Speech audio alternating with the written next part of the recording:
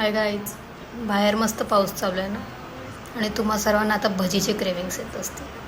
मला पाऊस चालू झाल्यावर भजी नाही, चिकन खावं असं वाटतं.